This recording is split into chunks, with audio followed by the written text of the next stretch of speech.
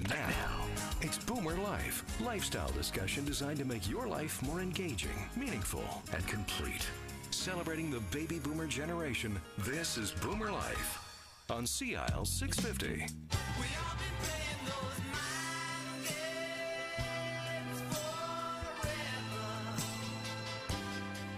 Well, an interesting beginning to Boomer Life. Hello and welcome to the program here on CIL 650 with Mind Games getting us into the program and into the conversation about the brain on the program today. It's a real pleasure to welcome back our group from Neurokinetics Clinic in Vancouver. We have three delegation actually on the program with us today. Philippe Silvestre is the founder of the clinic. He is a medical doctor with the French Air Force. He is trained in a number of different therapies and categories, and I just learned a few minutes ago that come this September, Philippe will be inducted into the International Academy of Aviation and Space Medicine at a ceremony in Oxford, England. So welcome back to the program. Great to see you, and congratulations on this terrific news. What a wonderful plug for your capable years of work, Philippe. Totally unexpected. Well, so much the better then, right? It's good to be back. Well, it's nice to have you back. Sonia Dale is the clinic manager at Neurokinetics on Granville Street in Vancouver. Nice to see you again. Nice to see you as well, Sterling. Are you having a busy summer? Is it busy this summer? It is. It is. I like it. Busy is good, right? It is. It is. And the newest member of the delegation is the Director of Liaison and Logistics, J.C. Gordon, makes a debut appearance. Hi, J.C. Hey, hi, Sterling. It's nice to have you with us. How long have you been with the firm, and what brought you to Neurokinetics? Well, I was introduced to Neurokinetics by a former patient that I had and knew from a previous organization that I was involved with. She introduced me to Philippe, and initially when Philippe and I met, we just hit it off and had the same vision for healthcare, had the same vision for helping people, and knew exactly what people required, and we've been working together ever since. And how long have you been with the firm then? I joined the firm the 1st of January. Oh, okay, the new guy. The new guy in the black. Well, perhaps with a little indulgence from you, Philippe and Sonia, I would like to ask the new guy, just for a change of pace, what is Neurokinetics all about? Neurokinetics is all about optimizing the brain. Okay. Sterling, since I have been at Neurokinetics, I have seen miracles with patients. People who had given up on ever getting better, coming in, going through the initial assessment, finding out, first of all, that what Dr. Philippe does, what Neurokinetics does, is going to be able to help them, and from there, put them on their individual treatment program, and literally, on a day-by-day basis, watched people miraculously get better when they had no previous hope whatsoever. And Dr. Philippe, these people that JC are referring to that come to Neurokinetics, do all the people have some form of brain issue? Is that why they come to Neurokinetics? Well, they don't come from that because they don't know they have this type of issue. Okay. They come because they cannot function.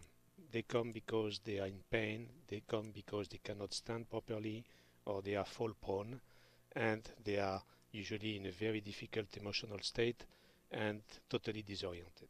Right. Now, Sonia, you're the person on the front lines at Neurokinetics. You take a lot of phone calls from a lot of curious people and a lot of really frustrated people. Give us a typical, if there is such a thing, give us an example of a typical phone call, falling in behind what JC and Philippe have already talked to in terms, what would a person who is distressed, who has been frustrated by conventional medicine's inability to make him or her any better, what do they say to you when they call you up? There's a lot of frustration, a lot of stress, a lot of fogginess is what they tell me. They're unclear. They have a lot of burden that's been going on. Some of them have been through several other doctors who have either, just said, here's bunch of medications. You need something for sleeping. Well, here's a sleeping pill. Right. You need something for stress. Well, here's a stress pill. Along those things. So they come in and they just say, okay, well, could you kindly just let me know, are you going to give me something else to eat? Are you going to provide me another medication, or are you going to, look at the situation and say, this is what we're looking at, and there's another way or another path for you to take. Right. It's just providing them the clarity. So initially with the first, I would say 30 minutes to 45 minutes, just speaking to them, you can hear the relief in their voice. You can hear the happiness or the joyfulness that someone is actually sitting there and listening to them and understanding that, hey, yes, there is help. We can help you. Come on in. We're willing to listen to you for 30 minutes, 45 minutes to an hour just to understand what you're going through. Sure. Before we even go through the assessment process. Okay. Now, Philippe, you said moments ago when I asked you, do people who come to Neurokinetics, is the common denominator some form of brain issue? And you said not necessarily, because in many cases people don't know they have a brain issue. They're just really uncomfortable and miserable and have been in many cases for a good long time. Yes. So how do you clarify to, or how do you help people even to understand what the heck's wrong with them? Because as Sonia just said, many of them have been to many doctors. Yeah. It is a big deal of information and education with respect to matters that are not currently shared by physicians with their patients. Okay. Yeah. In addition of that, my background allows me to blend Eastern and Western medicines with brain-related neurosciences, and it gives me an interesting platform to share paradigms and parameters which are not even understood in I would say in a mainstream medical community. Okay. And JC, people come to Neurokinetics not only from all over British Columbia and not only from all over Canada, but from all over the world, for crying out loud. Literally. That is 100% accurate, Sterling. Neurokinetics, basically, with the amount of patients that we have here, would qualify us as a destination clinic. And what I mean by that is we have more than 50% of our patients not from British Columbia and not from Vancouver. Right. They have been referred to us from other parts of the world. We just recently had a 16-year-old student who had a terrible accident in her drama class where she was in a back-to-back situation. It was a trust exercise, and her partner was a 350-pound student who literally fell on her. And for over a year, she had suffered with going from local clinics, local specialists. She even went as far as going to premier clinics in the United States with absolutely no results whatsoever. Right.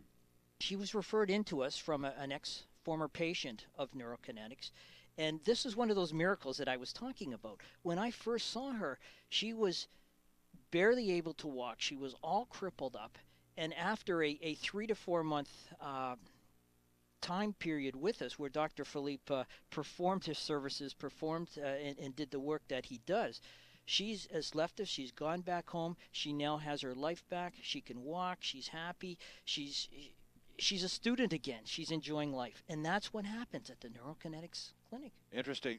And we're going to focus, Dr. Philippe, on this program specifically on matters dealing with balance and dizziness. But as you and JC have already mentioned, and Sonia too, with talking about the phone calls, many people who have these types of injuries are literally incapacitated. They can't fend for themselves. They are so wounded, whether it's psychologically or physically, they are physically incapacitated. This is typical too, isn't it? It is 100% of this type of patients. Yeah. So why? Why does that incapacitation result so predictably, Philippe, from these trauma? I will not be technical in this time, but in short, balance control relates to the vestibular system, which is one of the key tuners in the brain as far as the brain controls are concerned, and allows us to be calibrated and tuned with terrestrial gravity, with the sense of verticality, and coordination, in short. Okay. And that's all what we typically non-medical types would call the inner ear issue, right? Yes. That's where balance occurs in most of us, right? Yeah. And the problem is the typical medical approach to this type of issue remains focused on the inner ear, as you just said, Right. Sterling. The reality is it's much more than that. And for example, a balance control issue, a balance disorder, as people say, will never be alone. We have a host of other symptoms which has to be hunted down and identified into patterns, magnitudes, and synergistic combination that will make up the condition actually the patient lives with. It's much more than a balance problem.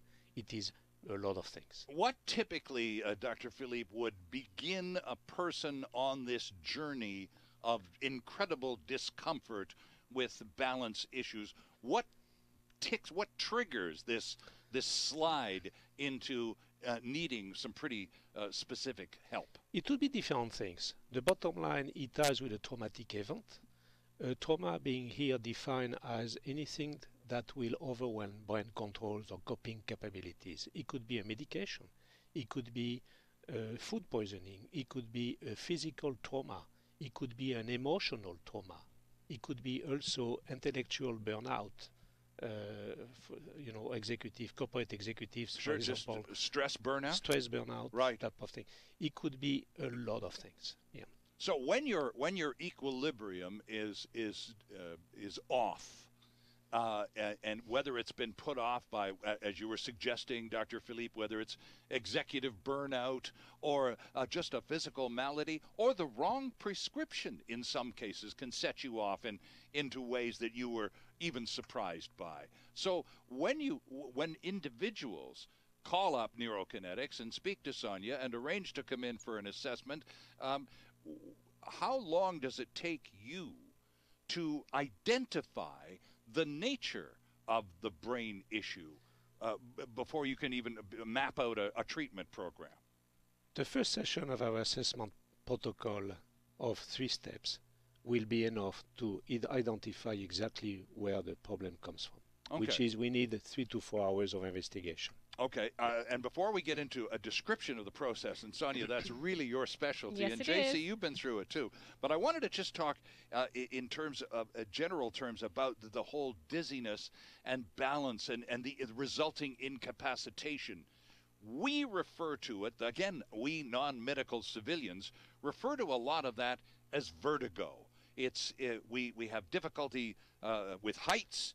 You lean over, and it's just, or dizziness, general dizziness. How much more specific do we need to be before we go, maybe we should go see a professional and get some help here? Okay, balance disorders covered several modalities or several conditions, Okay. As people say. Vertigo is one of them. All right. It is not the only one. One can be unsteady without having a vertigo. A vertigo is defined by feeling the surroundings spinning around clockwise or counterclockwise, while internally you feel okay.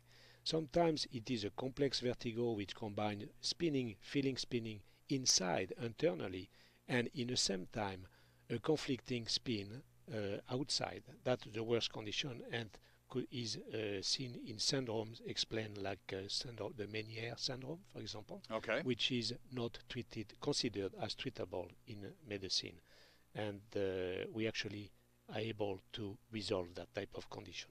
The other modalities covered unsteadiness, as I mentioned, and also postural weakness, which leads to balance disorders without being a vertigo, without being unsteadiness. What is postural weakness? Postural weakness is extreme fatigue, extreme weakness, which affect the locomotor system, and that is typically the result of a loss of sensory motor controls, which are located in the brain. In the brain. Now, I'm looking for root causes here. When one shows up with these symptoms, what typically would be, now you've identified perhaps it was a traumatic, an accident may have triggered something like this. Is the root cause terribly important to you in terms of defining the proper therapy? Yes. Yes, we need to understand and tie the dot, to understand the history, the chronology of events that have been leading this patient in a particular place. Right. That patient is in when he comes to us, he or she. it is important to understand the compounding of effects, adverse in particular, that will end up in incapacitating brain controls Okay. in their governance over physical balance control or emotional or cognitive balance So control. once you start down this path, it's pretty easy for factors to pile on top of each other and make things even worse. Yes. And our protocol is actually geared up to this screening and dismantle this patchwork. Okay. Yeah. We'll find out lots more about Neurokinetics, which, by the way, is in Vancouver in the Highcroft Medical Center building. That's right there at Granville and 16th. The address, the proper address, if you will, is Suite 60 at 3195 Granville Street. You might want to just check out the website, too. It's neurokinetics.com, Neurokinetics. It's a biggie, neurokinetics.com. Excellent website. Have a look while we take this quick break on Boomer Life. Celebrating the baby boomer lifestyle. This is Boomer Life on CL 650.